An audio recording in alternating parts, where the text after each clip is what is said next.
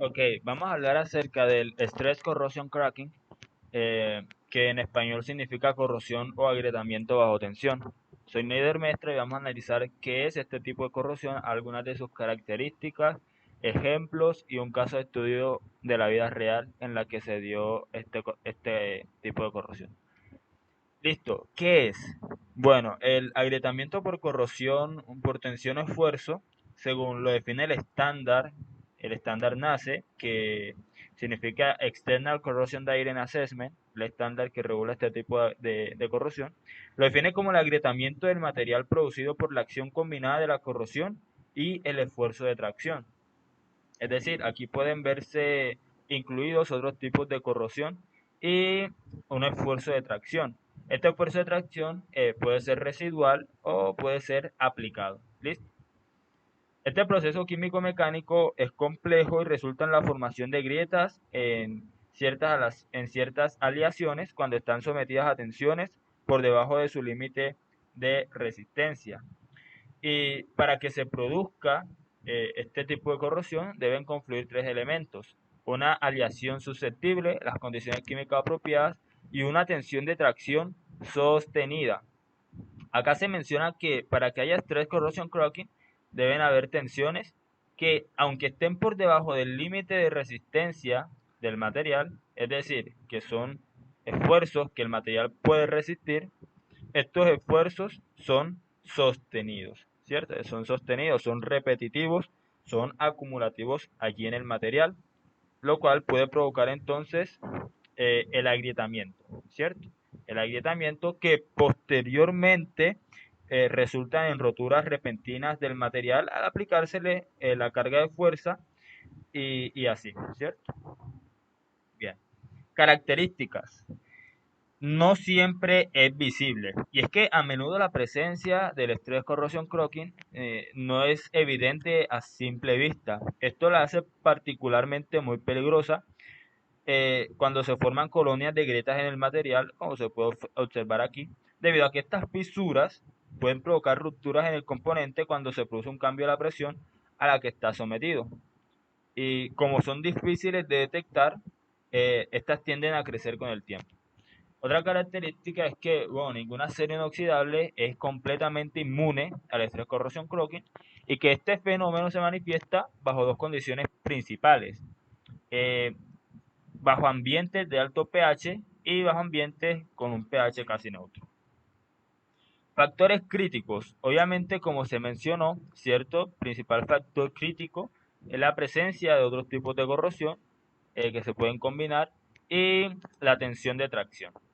También la temperatura, que juega un papel significativo, ya que la temperatura del entorno influye en la velocidad de corrosión y en la difusión de los productos de corrosión. Por otra parte, tercer aspecto, ambientes con una concentración elevada de la solución corrosiva también tienden a acelerar el proceso debido a que producen un aumento de la tasa de corrosión localizada. Y obviamente esto produce propagación de fisuras. ¿Listo? Por otro lado, que el lugar de humedad relativa sea moderada, que la humedad relativa sea moderada. ¿Qué quiere decir esto? Quiere decir que un lugar seco para el material está bien, ¿sí? Y un lugar muy húmedo también está bien. Obviamente se seleccionan materiales para esos lugares, ¿cierto? Pero un lugar que esté entre medio de los dos, es decir, que no esté ni seco ni muy húmedo, sino que tenga una humedad relativamente moderada, es un problema, ¿cierto? Y se convierte en un factor crítico para que el material sufra agrietamiento. Estrategias de control y mitigación. Primero, minimizar o controlar el nivel de tensión. Esto se puede lograr mediante tratamientos térmicos de alivio de tensiones, granallado o diseñando componentes para distribuir el estrés uniformemente y que ese esfuerzo no sea allí localizado, ¿cierto? Por así decirlo. Segundo, selección de materiales resistentes. Bueno, sabemos obviamente que la elección de material desempeña un papel muy importante en la prevención de la corrosión bajo tensión. Listo. Y es que, bueno, un material que presente una mayor resistencia a la corrosión bajo tensión es menos susceptible a que presente una formación de fisuras. Tercero, aplicar recubrimientos protectores. De esta forma se proporciona una barrera ante el ambiente corrosivo. y reduce la posibilidad de sufrir estrés corrosión cracking. Cuarto, control ambiental. Ahorita vimos que algunos de los factores críticos son ambientales, ¿cierto? Entonces, controlar la temperatura, la humedad y la concentración de especies corrosivas puede ser una estrategia de mitigación para el estrés corrosión cracking. Quinto, inspecciones regulares. Esta puede ser inspección visual y también, como vimos ahorita, que el estrés corrosión cracking, acá, no siempre es visible. También se pueden hacer inspecciones a través de técnicas de evaluación como la radiografía o el ultrasonido. Y por último, la protección catódica, como se puede observar en esta imagen, que es una técnica, primero que todo, muy valiosa en el control y mitigación de la corrosión. ¿Y consiste en qué? Aplicar corriente eléctrica para polarizar las estructuras metálicas y reduciendo la velocidad de corrosión. ¿Listo? La protección catódica es muy efectiva en entornos donde la corrosión bajo tensión es un problema recurrente, como las tuberías. Algunos ejemplos, en sectores como la industria del petróleo y el gas, donde los oleoductos desempeñan un papel central en las operaciones, a menudo se origina el fenómeno de fisuración por corrosión bajo tensión en las tuberías. ¿Por qué? Esto se debe a tensiones excesivas generadas por la alta presión y a la presencia de factores corrosivos en el entorno. Este problema es muy particular aquí, porque estas fisuras que se generan en las tuberías suelen ser difíciles de detectar, pero tienden a crecer en el sistema. Y obviamente, cuando las tuberías fallan, se genera un impacto significativo en su funcionamiento y también en la seguridad de la operación, ¿cierto? Porque un trabajador puede estar cerca al momento en el que eso pasa y pues puede ahí afectarlo. El agrietamiento de acero al carbono en tuberías de agua potable, porque recordemos que estas pueden contener trazas de amoníaco, resultando así en una corrosión bajo tensión en entorno no corrosivo. Tercero, bueno, el agrietamiento de aleaciones de aluminio en entornos marinos, porque estos están particularmente expuestos a salinidad, listo, y a la humedad.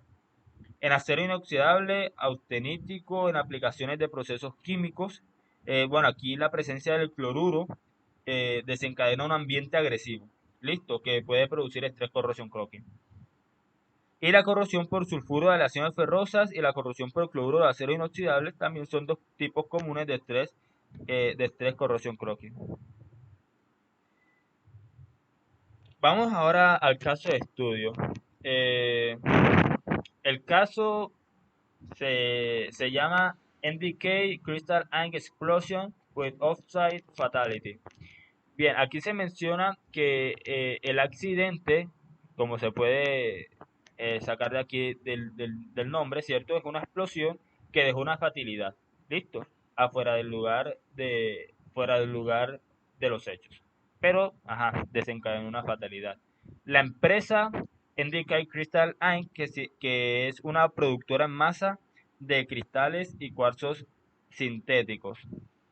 Se dice que el tipo de accidente es un impacto en la comunidad, ocurrió en el 2009, el caso se cerró en el 2013, o sea, fueron 4 años allí investigando el caso y todo eso, y se menciona que fue una gran explosión en la planta de NDK America Inc., ¿cierto? Que arrojó escombros a 300 yardas, dice, hiriendo fatalmente a un miembro del público.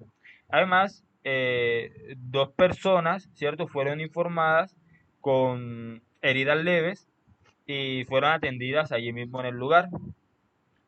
Dice que la instalación es una fabricante de cristales, como ya se mencionó. ¿Listo? Aproximadamente a 60 millas al noroeste de Chicago. Bien, ¿qué pasó? Eh, Se menciona que, bueno, el problema ocurrió perdón, aquí, que el recipiente especial nacional número 2 estalló repentina y violentamente, trabajando a una presión de 29.000 psi. Listo. Aquí una nube de vapor blanco y escombros se extendió rápidamente hacia afuera de la planta de producción, atravesando la avenida. ¿Listo? El impulso del líquido eh, causó que el contenedor se abriera violentamente, por lo que salieron volando piezas de la misma, de acero inoxidable. Estas piezas que salieron volando aterrizaron en una estación de gasolina cercana y aquí fue la muerte, la fatalidad que ocurrió, ya que una de esas piezas que salieron volando impactaron sobre una persona originándole la muerte. ¿Listo? Eh, Dice que se hicieron investigaciones y se realizaron pruebas en el fragmento del recipiente y se le hizo levantamiento. Bueno, esto quiere decir que se realizaron pruebas como ultrasonido, partículas magnéticas, radiografías al recipiente que salió volando y se le tomaron muestras de diámetro interno, externo, grosor y grietas de la superficie para realizarle así pruebas microscópicas. Después de revisar todos estos datos que se tomaron de pruebas, se encontraron pruebas sólidas de ruptura, ¿cierto? Tanto cerca como dentro del diámetro interno del recipiente. Las grietas obviamente redujeron la tenacidad del material y eventualmente condujeron a la grave falla. El examen microscópico, por lo tanto, mostró una fuerte evidencia del tipo de corrosión que estamos viendo, de corrosión bajo tensión. ¿Listo? ¿Qué factores pudieron incidir en esto, además de los ya mencionados? Bueno, la compañía encargada de diseñar los contenedores de esta empresa utilizó eh, materiales que ellos mismos seleccionaron con una suposición, y es que la formación de la capa de acmita, prevendría la corrosión bajo tensión en las paredes del recipiente. ¿Listo? Sin embargo, esta capa de acmita, ¿cierto? No protegió adecuadamente. No protegió adecuadamente. ¿Qué es la acmita? Bueno, la acmita o la capa de acmita es una solución de hidróxido de sodio y silita que reaccionan con el hierro de las paredes en este caso, de las paredes del, de las paredes allí del recipiente, ¿cierto? Que estamos analizando. Entonces, al reaccionar allí se forma la capa de acmita y los ingenieros creían que esta iba a prevenir la corrosión. ¿Listo? Sin embargo, eso no pasó. Eh, la acmita no protegió adecuadamente o la capa fue removida en algún proceso, tal vez en algún proceso mecánico, como raspado o abrasión durante la remoción del producto, la limpieza de los contenedores, esta capa de acmita se fue removiendo o simplemente no sirvió la capa. ¿Listo? Entonces, a través de otros exámenes realizados al contenedor, se arrojó como resultados la presencia de algunos elementos como silicón, titanio y aluminio en cantidades significativas y de impurezas superficiales como sulfuro y cloruro que, aunque estaban en menores cantidades, obviamente resultaban perjudiciales para, para este proceso, ¿cierto?, de almacenamiento en el contenedor. Bueno, estos fueron los factores que influyeron, ¿cierto? La protección no fue apropiada. Otro factor pudo ser la fragilización del revenido, ¿cierto? Que pudo haber acelerado el ataque corrosivo, el cual es un fenómeno intrínseco del acero tratado térmicamente. Eh, y bueno, este caso entonces que originó una fatalidad, ¿cierto?, de estrés corrosion cracking, podemos observar que la presión, como se mencionó anteriormente cuando estábamos definiéndolo, que la presión originó entonces que el recipiente estallara repentinamente.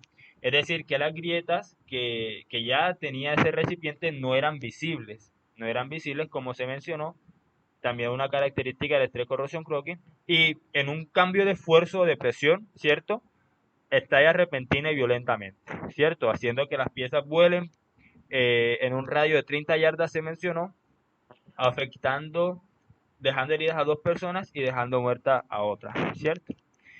¿Qué recomendaciones se hicieron para este reporte? Bueno, todo está regulado. Hay un código ASME que es para calderas y recipientes a presión, como se puede mostrar aquí en la imagen. Bueno, en esa época, como fue de 2009 a 2013, se le recomendó el código ASME 2010. Listo, obviamente ya hay uno mucho más actualizado. Para reglas para la construcción de calderas de potencia, listo, y recipientes a presión, como en este caso esta empresa, ¿cierto? Que maneja esos tanques, eh, esos tanques. Aquí, ¿qué se recomienda? Bueno, se recomienda o se dan requisitos para los materiales y se recomiendan algunos datos de diseño. Y es que al revisar este código se podían incluir otras limitaciones, ¿cierto? De el espesor del material para el diseño de los componentes que contienen presión, garantizando tal vez un tratamiento térmico más adecuado y evitando mecanismos de daños inducidos por el medio ambiente. Listo. Entonces, ese fue el caso de estudio.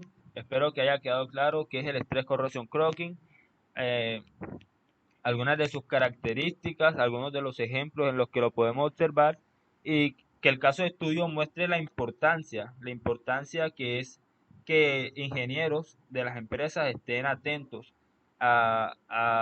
que estén atentos a este, así como a otros tipos de corrosión que se pueden presentar en distintos elementos y materiales y equipos de uso, ¿cierto? Entonces, muchas gracias a todos.